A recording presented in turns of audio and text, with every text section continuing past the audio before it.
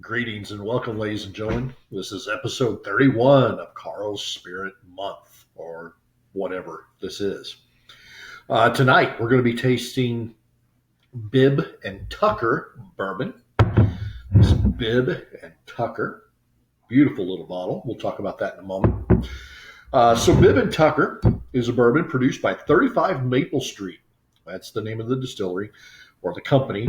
It's based out of Sonoma, California, of all places. And it began production in 2014. Back in 2017, it was sold to the Deutsch Family Wine and Spirits Corporation. It is bottled in Crestwood, Kentucky. We believe that the bourbon used by Bib and Tucker is a source bourbon from a distillery in Tennessee. There's a lot of argument online about which distillery produces this particular juice. It could be Jack Daniel's, it could be Pritchard's, it could be George Dickel. The most common guess seems to be it's a George Dickel product. So it's a source bourbon by 35 Maple Street, and they are bottling it then in Kentucky.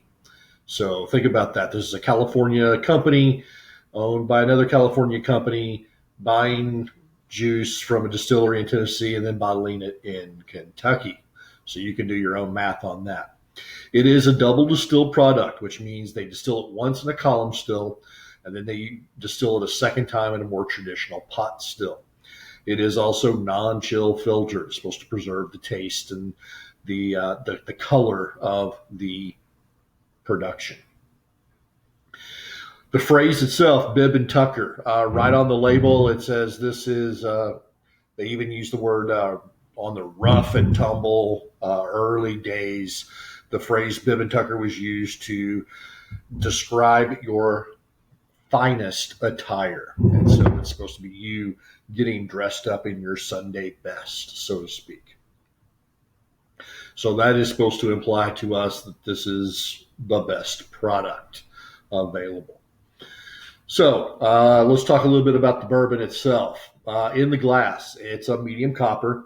It has decent but lighter lines than I would care to see from a 6-year.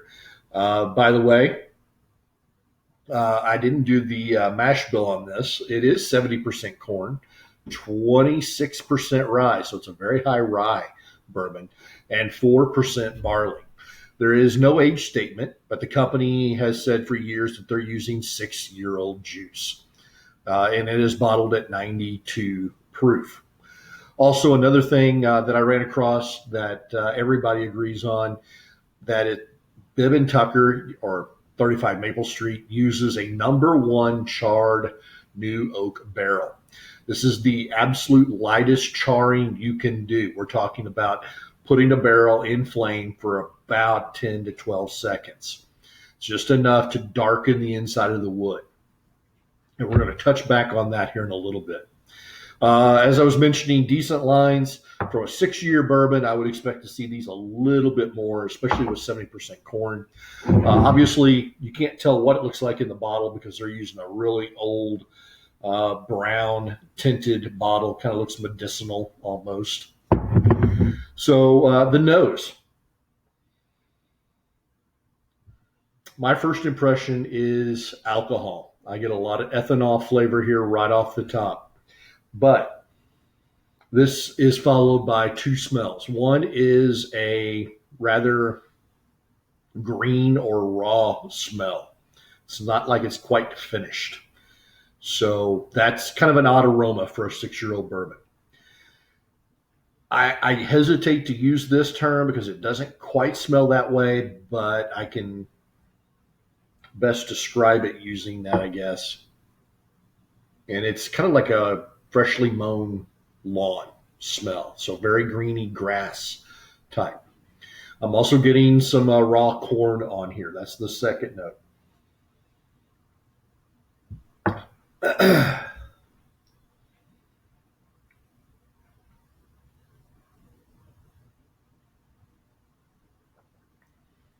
Taste.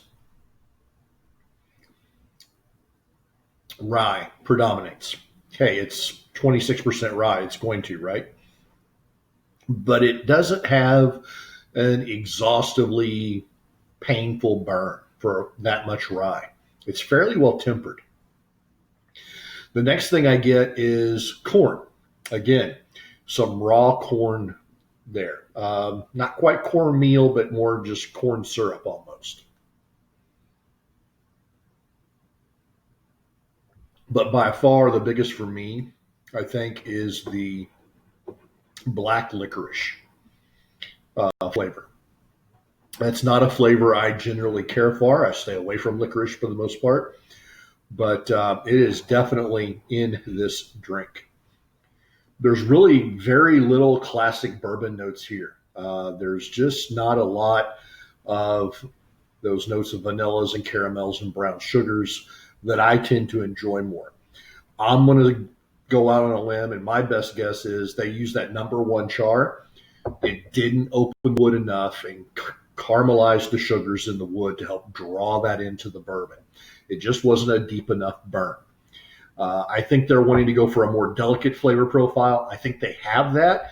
It's just not one that I tend to enjoy. The mouthfeel is fairly thin, almost watery again. As for finish, the spice leads. It's a decent burn on the front and the back. But again, that licorice flavor is there and kind of sits right on the middle of my tongue. And that's what kind of overwhelms my taste buds more than just about anything in this particular product.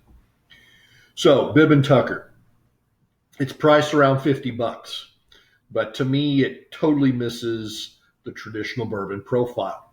Now, that's not necessarily bad because you want to distinguish yourself on the market, and this definitely does that.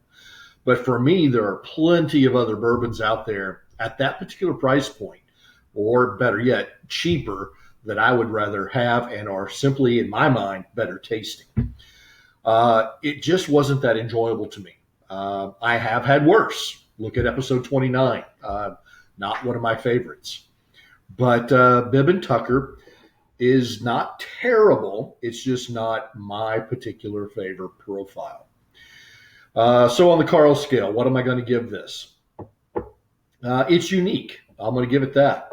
And it's going to make it intriguing to some people. I don't think it's going to appeal to new bourbon drinkers. I think they're looking for those more classic notes, at least to get started. Experienced drinkers are going to maybe have this occasionally. I don't see this as being a daily drinker.